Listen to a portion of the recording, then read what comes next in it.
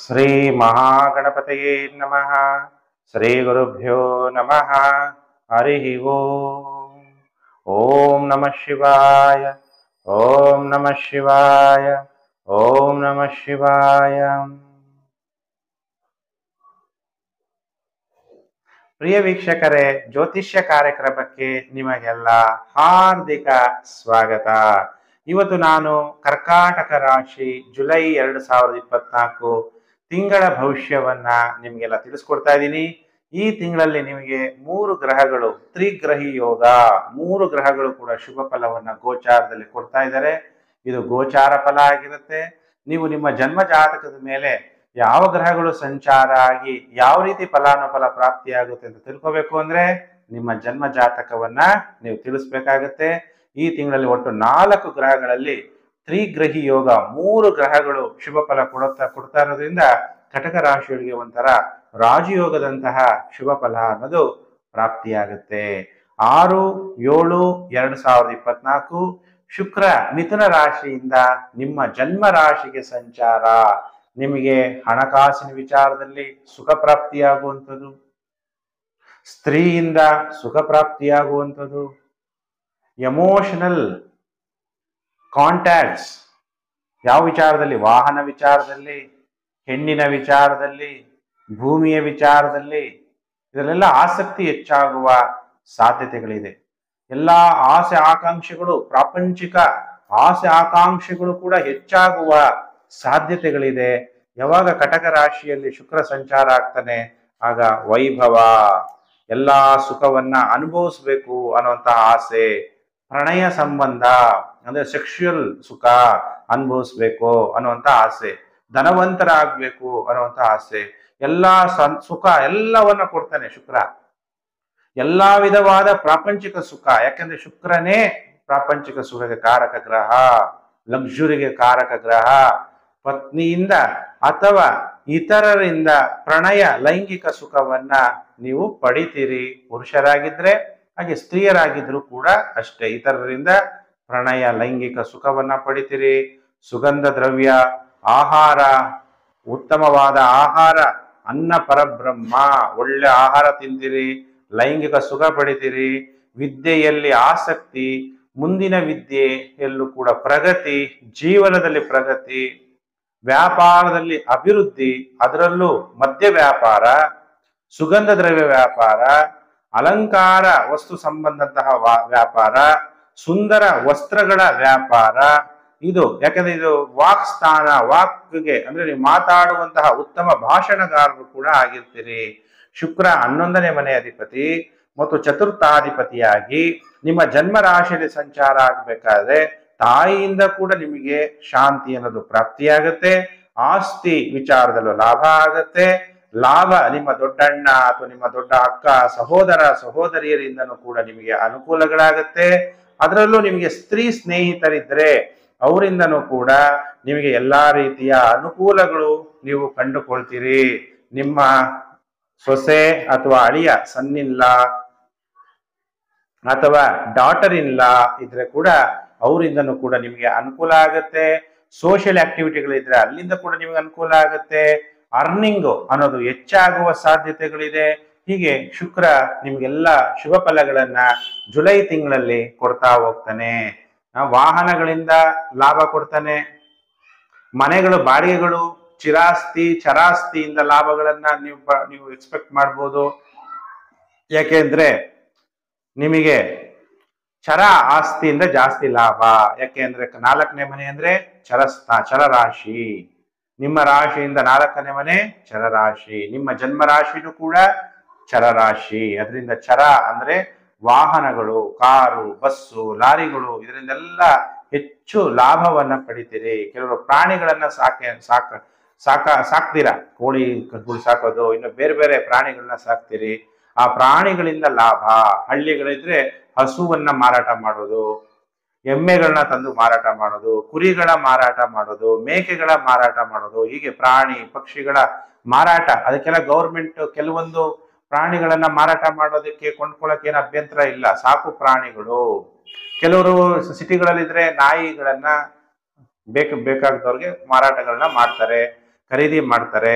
ಅಂಥವ್ರಿಗೆಲ್ಲ ಒಳ್ಳೆ ಲಾಭ ಅನ್ನೋದು ಉಂಟಾಗುತ್ತೆ ಕರ್ಕಾಟಕ ರಾಶಿ ಜಾತಕರಿಗೆ. ನೀವು ಯಾಕೆ ಉತ್ತಮ ಭಾಷಣಗಾರರಾಗ್ತೀರಿ ಅಂದ್ರೆ ಬುಧ ದ್ವಿತೀಯ ಭಾವದಲ್ಲಿ ಸಂಚಾರ ಆಗ್ತಾ ಇದ್ದಾನೆ. ಇದು ವಾಕ್ ಸ್ಥಾನ ಆಗಿದೆ. ನೀವು ತುಂಬಾ ಉತ್ತಮ ಭಾಷಣಗಾರರಾಗಿರ್ತೀರಿ. ಕಮ್ಯುನಿಕೇಶನ್ ಇಂಡಸ್ಟ್ರಿಗಳಿದ್ರೆ ಹೆಚ್ಚು ಧನ ಲಾಭವನ್ನ ಮಾಡ್ತೀರಿ. ನೀವು ಮಾತಾಡುವಂತಹ ಮಾತು ಅನೇಕ ಜನಗಳಿಗೆ ಆಕರ್ಷಣೀಯವಾಗಿರುವಂತ ಇರುತ್ತದೆ. ನೀವೇನಾದ್ರೆ ಆಂಕರ್ಗಳಾಗಿದ್ರೆ ಟಿವಿಗಳಲ್ಲಿ ಇನ್ನೂ ಉತ್ತಮವಾಗಿ ನೀವು ಮಾತಾಡಿ ಒಳ್ಳೆ ಹೆಸರನ್ನ ಗಳಿಸ್ತೀರಿ. ಬೇರೆಯವ್ರಿಗೆ ಮನಸ್ಸಿಗೆ ತಗಲಬೇಕು ಆ ರೀತಿ ನೀವು ಮಾತಾಡುವಂತಹ ಬುದ್ಧಿ ಬುಧ 2ನೇ ಮನೆಯಲ್ಲಿ ಸಂಚಾರ ಆಗ್ಬೇಕಾದ್ರೆ ಕೊಡ್ತಾನೆ.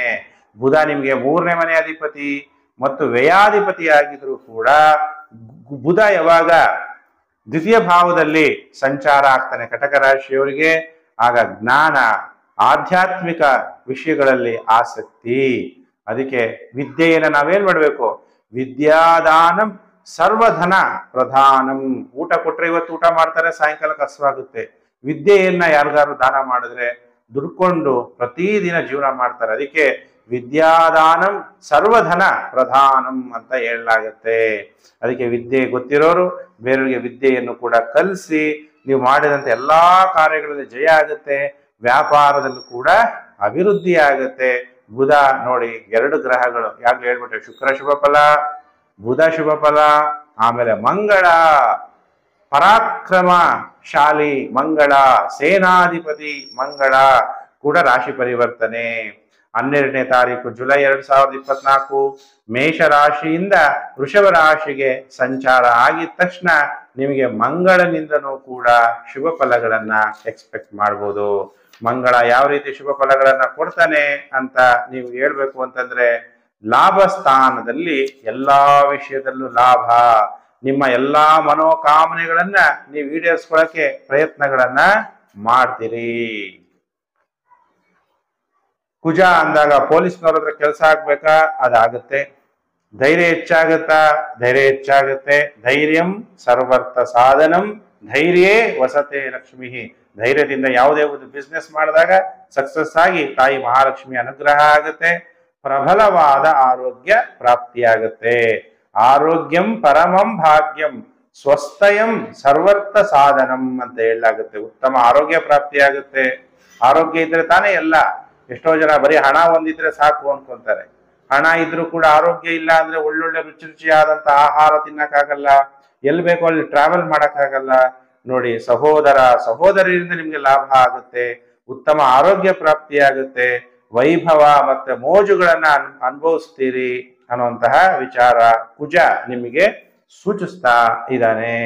ಆದ್ರೆ ನೆಗೆಟಿವ್ ಎಫೆಕ್ಟ್ ಯಾವ ಗ್ರಹದಿಂದ ಆಗುತ್ತೆ ಅಂದಾಗ, ನಿಮ್ಗೆ ದ್ವಿತೀಯಾಧಿಪತಿಯಾದಂತಹ ಸೂರ್ಯ ನಿಮ್ಮ ಜನ್ಮ ರಾಶಿಯಲ್ಲಿ ಸಂಚಾರ ಆಗ್ಬೇಕಾದ್ರೆ ಆರೋಗ್ಯ ಕೆಲವು ಗ್ರಹಗಳು ಕೊಡ್ತಾರೆ, ಆದ್ರೆ ಸೂರ್ಯನೇ ಆರೋಗ್ಯಕ್ಕೆ ಕಾರಕ ಗ್ರಹ. ಆದ್ರೆ ಸೂರ್ಯ ಜನ್ಮ ರಾಶಿಗೆ ಸಂಚಾರ ಆಗಿ ನಿಮ್ಮ ಜನ್ಮ ಜಾತಕದಲ್ಲಿ ಗೋಚಾರದಲ್ಲಿ ಸೂರ್ಯ ಮಹಾದಶೆ ನಡೀತಾ ಇದ್ರೆ, ಭುಕ್ತಿ ಅಂತರ್ಭುಕ್ತಿ ನಡೀತಾ ಇದ್ರೆ ಅವಾಗ ಆರೋಗ್ಯ ಸಮಸ್ಯೆ ಉಂಟಾಗ್ಬಿಡುತ್ತೆ. ಎಚ್ಚರ.